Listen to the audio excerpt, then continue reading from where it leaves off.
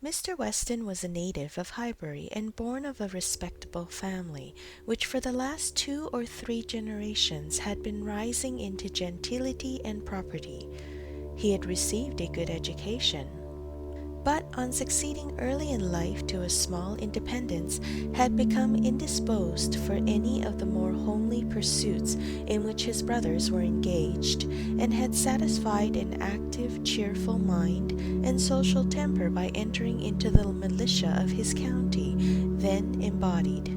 Captain Weston was a general favorite, and when the chances of his military life had introduced him to Miss Churchill, of a great Yorkshire family, and Miss Churchill fell in love with him, nobody was surprised except her brother and his wife, who had never seen him, and who were full of pride and importance, which the connection would offend.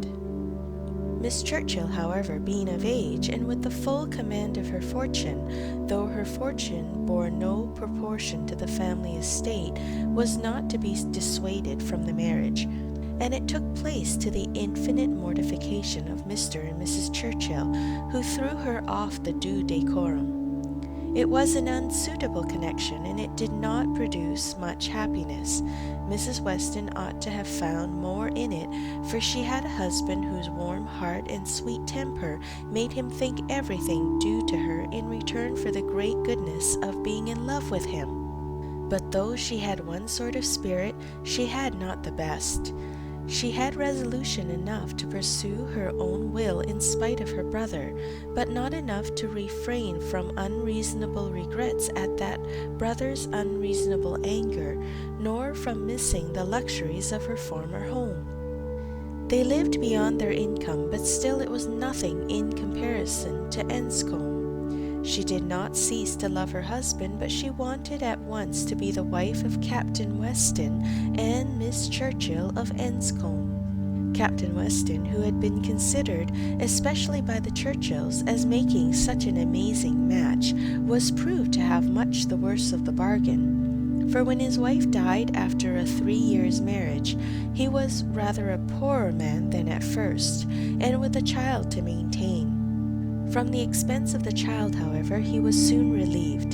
The boy had, with the additional softening claim of a lingering illness of his mother's, been the sort of reconciliation, and Mr. and Mrs. Churchill, having no children of their own, nor any other young creature of equal kindred to care for, offered to take the whole charge of the little Frank soon after her decease. Some scruples and some reluctance the widower father may be supposed to have felt, but as they were overcome by other considerations, the child was given up to the care and the wealth of the Churchills, and he had only his own comfort to seek and his own situation to improve as he could. A complete change of life became desirable. He quitted the militia and engaged in trade, having brothers already established in a good way in London, which afforded him a favorable opening. It was a concern which brought just employment enough. He had still a small house in Highbury, where most of his leisure days were spent, and between useful occupation and the pleasures of society, the next 18 or 20 years of his life passed cheerfully away. He had by that time realized in easy competence enough to secure the purchase of a little estate adjoining Highbury, which he had always longed for, enough to marry a woman as portionless even as Miss Taylor, and to live according to the wishes of his own friendly and social disposition. It was now some time since Miss Taylor had begun to influence his schemes, but as it was not the tyrannic influence of youth on youth, it had not shaken his determination of never settling till he could purchase Randalls, and the sale of Randalls was long looked forward to. But he had gone steadily on, and these objects in view, till they were accomplished. He had made his fortune, bought his house, and obtained his wife, and was beginning a new period of existence with every probability of greater happiness than in any yet passed through. He had never been an unhappy man. His own temper had secured him from that, even in his first marriage, but his second must show him how delightful a well-judging and must give him the pleasantest proof of its being a great deal better to choose than to be chosen, to excite gratitude than to feel it. He had only himself to please in his choice.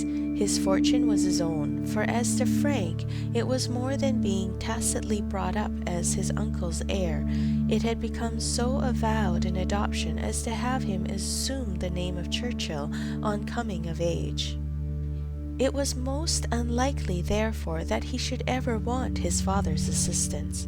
His father had no apprehension of it. The aunt was a capricious woman, and governed her husband entirely, but it was not in Mr. Weston's nature to imagine that any caprice could be strong enough to affect one so dear, and as he believed so deservedly dear.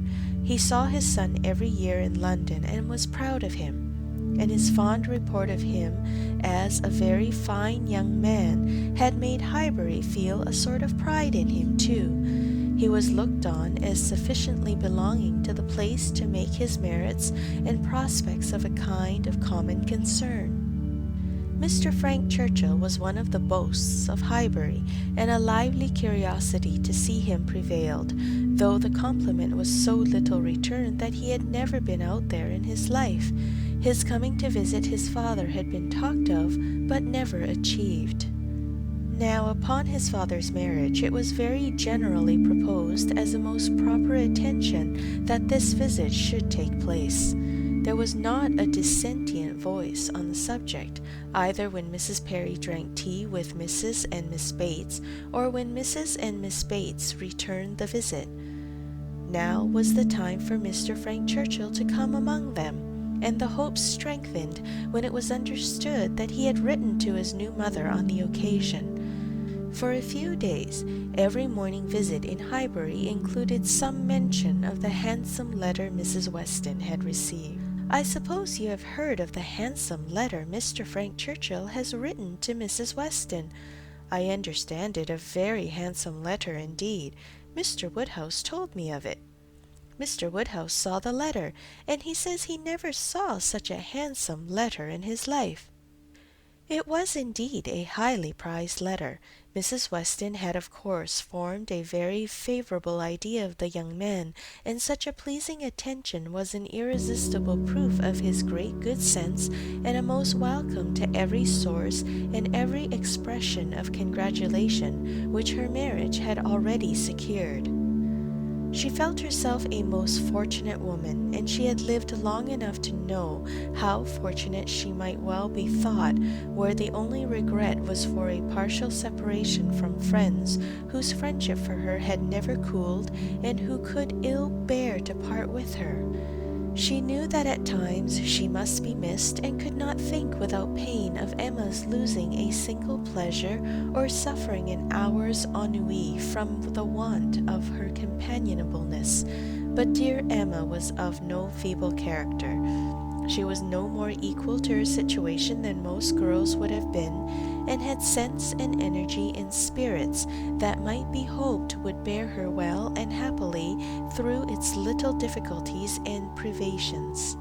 And then there was such comfort in the very easy distance of Randalls from Hartfield, so convenient for even solitary female walking, and in Mr. Weston's disposition and circumstances, which would make the approaching season no hindrance to their spending half the evenings in the week together. Her situation was altogether the subject of hours of gratitude to Mrs. Weston, and of moments only of regret, and her satisfaction, her more than satisfaction, her cheerful enjoyment, was so just and so apparent that Emma, well as she knew her father, was sometimes taken by surprise at his being able to pity poor Miss Taylor, when they left her at Randalls in the centre of every domestic comfort, or saw her go away in the evening attended by her pleasant husband to a carriage of her own. But never did she go without Mr. Woodhouse's giving a gentle sigh, and saying, "Ah, poor Miss Taylor, she would be very glad to stay." There was no recovering Miss Taylor, nor much likelihood of ceasing to pity her. But a few weeks brought some alleviation to Mr. Woodhouse. The compliments of his neighbors were over. He was no longer teased by being wished joy of so sorrowful an event, and the wedding cake, which had been a great distress to him, was all eat up. His own stomach could bear nothing rich, and he could never believe other people to be different from himself. What was unwholesome to him he regarded as unfit for anybody, and he had therefore earnestly tried to dissuade them from having any wedding cake at all, and when that proved vain, as earnestly tried to prevent anybody's eating it.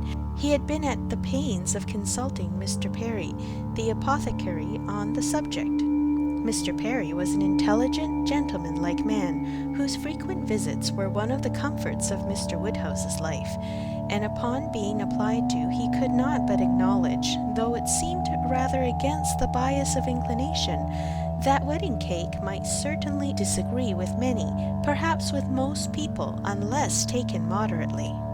With such an opinion, in confirmation of his own, Mr. Woodhouse hoped to influence every visitor of the newly married pair, but still the cake was eaten, and there was no rest for his benevolent nerves till it was all gone. There was a strange rumor in Highbury of all the little Perrys being seen with a slice of Mrs. Weston's wedding cake in their hands, but Mr. Woodhouse would never believe it. End of chapter 2.